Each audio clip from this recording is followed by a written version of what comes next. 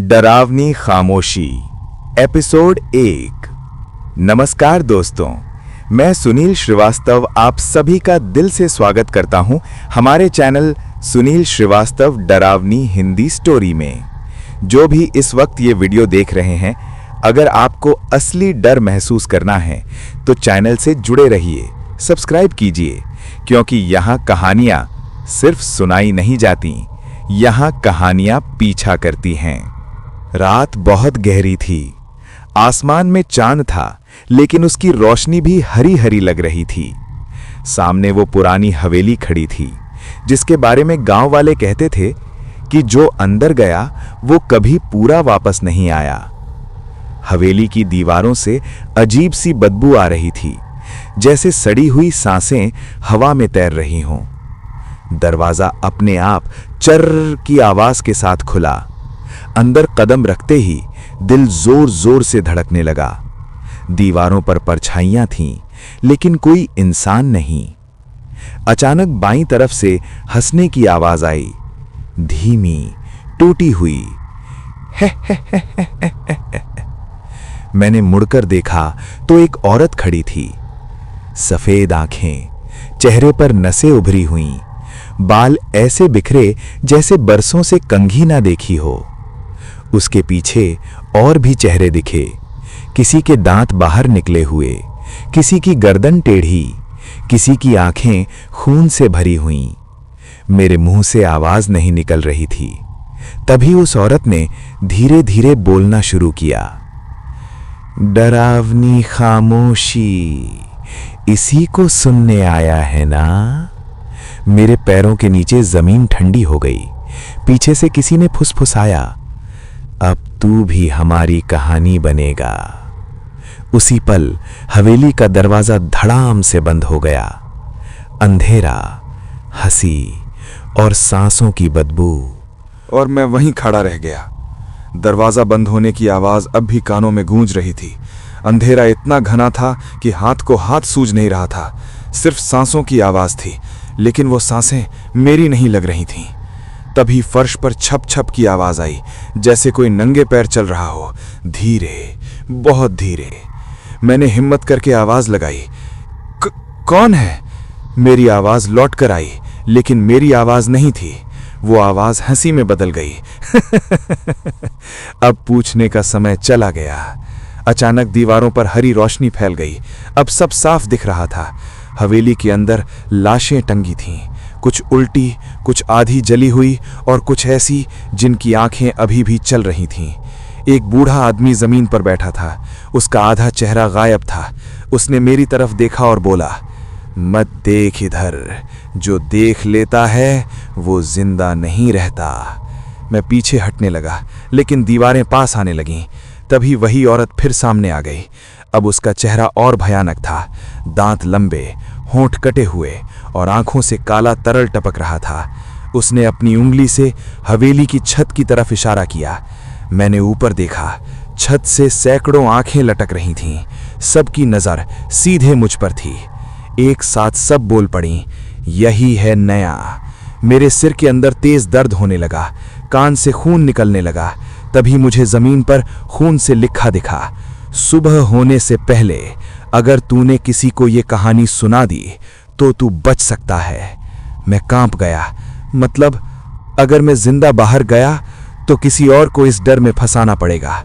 पीछे से औरत की आवाज आई, हर कहानी का एक सुनाने वाला होता है और एक फंसने वाला।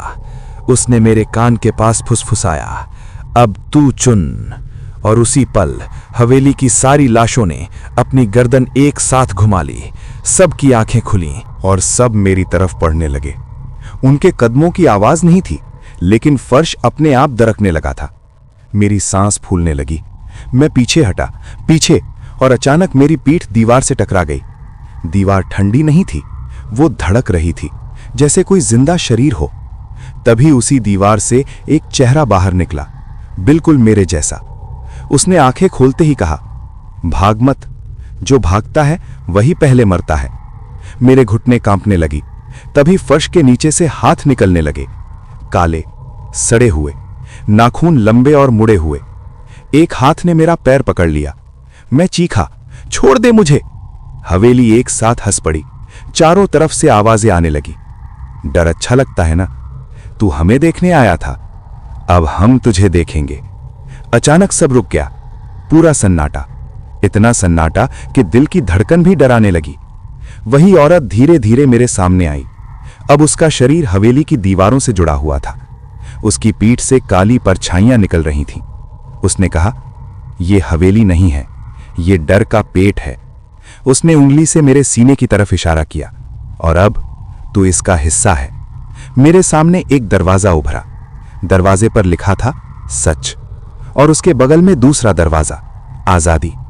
औरत बोली, सच चुना तो तू कभी बाहर नहीं जाएगा, आजादी चुनी तो कोई और यहां आएगा। मेरे हाथ कांप रहे थे। पीछे से सैकड़ों आवाजें एक साथ बोली, चुन चुन चुन। मैंने आंखें बंद की और दरवाजे की तरफ हाथ बढ़ाया।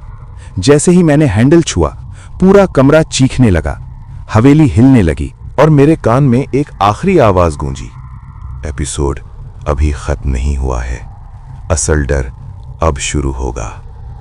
मेरे हाथ अभी भी दरवाजे के हैंडल पर थे। पूरा कमरा कांप रहा था। छत से काली धूल गिर रही थी और दीवारों से चीखें रिस रही थीं। मैंने जैसे ही हैंडल घुमाया, धड़ाम, दरवाजा खुला। लेकिन उसके पीछे कोई रास्ता नहीं था। वहां एक बड़ा सा आईना था। आईना जिसमें मैं नहीं था। आईने में वही औरत खड़ी थी, लेकिन इस बार उसके चेहरे पर डर था। उसने कांपती आवाज में कहा, तू यहां तक आ गया, अब वापस जाने का रास्ता नहीं है। अचानक आईने के अंदर कई चेहरे उभरने लगे, कुछ जाने पहचाने, कुछ अनजान, और फिर मैंने खुद को देखा। मैं उस हवेली के बाहर खड़ा था, लोगों को बुला रहा था, आओ ये कहानी सुनो। मेरे हाथ में मोबाइल था और स्क्रीन पर यही कहानी चल रही थी। मेरे पूरे शरीर में सिहरन दौड़ गई। ये क्या है? मैं चिल्लाया। औरत बोली, हर कहानी का लेखक अंत में किरदार बन जाता है। आईने से हाथ बाहर आने लगे, मेरे ही हाथ, लेकिन काले सड़े हुए। उन्होंने मेरा गला पकड़ लिया। मेरी सांस रुकने लगी। तभी दूर कहीं घंटी, अजान और शंख की आवाज गूंजी। आईना चटकने लगा। औरत चीखी, नहीं, अभी नहीं। मैंने पूरी ताकत से आईने को धक्का दिया। कर्र, आईना टूट गया। मैं जमीन पर गिर पड़ा। सब कुछ शांत हो गया। अंधेरा, सन्नाटा। मैंने आंखें खोली। मैं हवेली के बाहर था। सूरज निकल चुका था। लोग खड़े थे। सब कुछ सामान्य लग रहा था। एक आदमी मेरे पास आया और बोला, भैया आप ठीक है ना? कल रात आप यहीं खुद से बातें कर रहे थे। मेरे हाथ कांप गए। मैंने पीछे मुड़कर देखा, हवेली नहीं थी, सिर्फ एक बोर्ड पड़ा था, यहां कहानी सुनाई जाती है। और उसी पल मेरे कान में बहुत हल्की आवाज आई, एक दरवाजा अभी भी बंद है। नमस्कार दोस्तों, मैं सुनील श्रीवास्तव आप सभी का दिल से स्वागत करता हूं हमारे चैनल सुनील श्रीवास्तव डरावनी हिंदी स्टोरी में। जो लोग शुरुआत से इस कहानी के साथ हैं, आज वही दिन है। आज डर बोलेगा और कहानी खत्म होगी, या शायद किसी और के लिए शुरू होगी। आईने से मेरी ही आवाज आई, अंत अभी बाकी है। आईना कांप रहा था। उसमें दिख रहा चेहरा मेरा था, लेकिन आंखें मेरी नहीं थीं। वो मुस्कुराया और बोला, तो बाहर जाना चाहता है ना? तो सुन, बाहर जाने की कीमत होती है। मेरे पैरों के नीचे जमीन फटने लगी। हवेली की सारी आवाजें एक साथ गूंजी, एक जाएगा, एक रह जाएगा। मेरी सांस तेज हो गई। मैं चिल्लाया, कौन रहेगा, कौन जाएगा? आईने वाला मैं हंसा। जो कहानी सुनाएगा वो बाहर जाएगा, और जो डर बनेगा वो अंदर रहेगा। तभी वो औरत सामने आई। अब वो चुड़ैल नहीं लग रही थी, वो थकी हुई थी।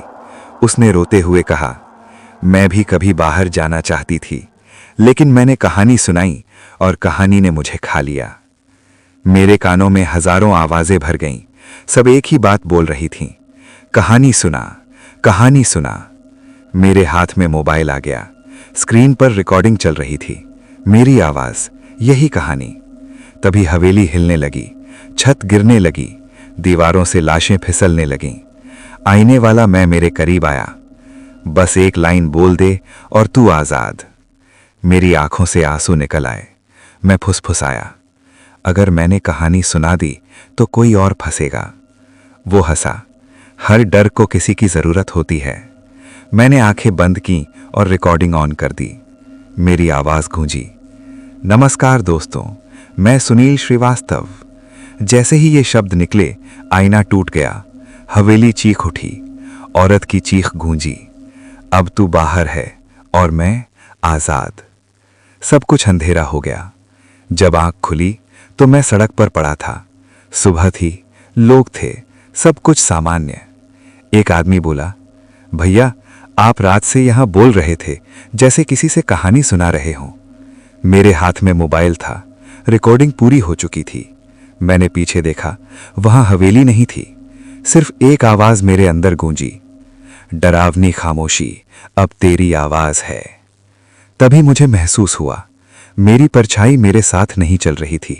वो पीछे खड़ी थी, मुस्कुरा रही थी और उसके होंठ हिले, बाय बाय, अब तू कहानी सुनाएगा।